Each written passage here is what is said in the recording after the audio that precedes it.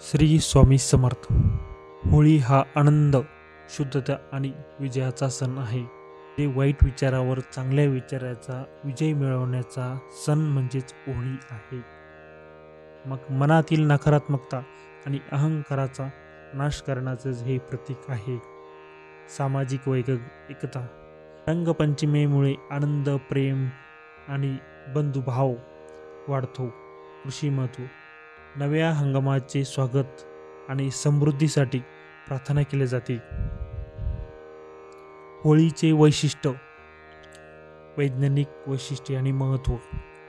उन्हाळा सुरू होत असतो, जमीन भाजून निघते, तिच्या भोवती उष्ण वाफारे निघतात.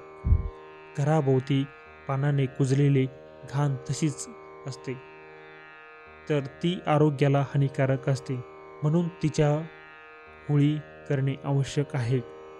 स्वच्छता ही एकदा करून पूर्णतः जात नसते, म्हणून ती पुन्हा पुन्हा करावी लागते. ती आठवण करून देणारा सण म्हणजे होळी आहे. उष्णता देणाऱ्या अग्नीला कृतज्ञतेने केलेले प्रणाम म्हणजे होळी. वसंत ऋतूचे आगमन म्हणजेच होळी. हा सण कसा साजरा करावा? या दिवशी अंगणात थोडी जागा सावरून त्याभोवती रांगोळी काढावी. मधोमध शेणाच्या गवऱ्या, त्याच्यामध्ये एक एरंडाची फांदी लावावी. एरंडाची एक धांगी उभी करून त्याच्याभोवती लाकडे गोवऱ्या रचतात. त्याची पूजा करून पुरणपोळीचा नैवेद्य दाखवतात.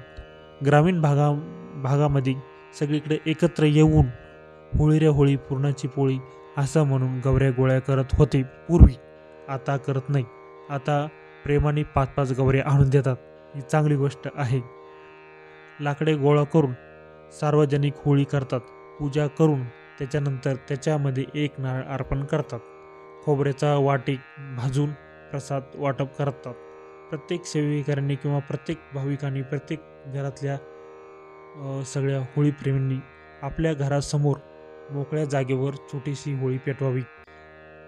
नंतर हातात पाणी घेऊन मला व माझ्या आरोग्याला सुख शांती मिळावी त्यासाठी मी होळी करीत आहे.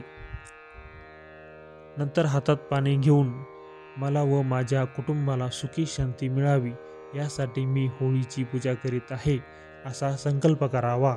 त्यानंतर घरातील विस्त्याने किंवा घरातील माचीसने होळी पेटवावी.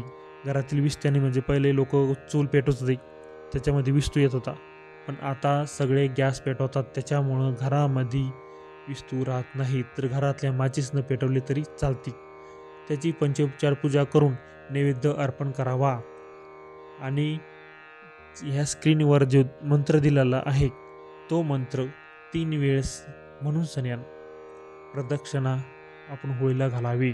खोबऱ्याची वाटी घेऊन नारळाची भाजून त्यात प्रसाद द्यावा. तसेच घरातील उपद्रव्य देणारे जीव, कीटकनाशक, झुरळ, डास, ढेकूण, कोरोना, साप, विंचू असेच काही वगैरे वगैरे जे असतील त्याची कणकेचा आकृती करून होळीमध्ये टाकावी. म्हणजेच ती जीवाणू नष्ट होतात. होळी हा सणाच्या निमित्ताने मनुष्याच्या आपल्या अंगी असलेले वैगुण, दोष, कृतज्ञ याची होळी करून संपूर्ण मराठी वर्षाचे शेवटी सण साजरे केले जातो. होळी हा सणाच्या निमित्ताने मनुष्याच्या आपल्या अंगी असलेले वैगुण, दोष, कृतज्ञ याची होळी करून संपूर्ण मराठी वर्षाच्या शेवटी या सर्व गोष्टी सोडून द्याव्यात, हाच खरा उपदेश आहे. याची गोष्ट तुम्हाला होळीची माहीतच असेल. हा सण का साजरा केला जातो ही बी माहिती असेल, पण मी जी ही माहिती दिलेली आहे ही कशी वाटली कमेंटमध्ये सांगा. चॅनलला लाईक करा, शेअर करा आणि सबस्क्राईब करा. श्री स्वामी समर्थ.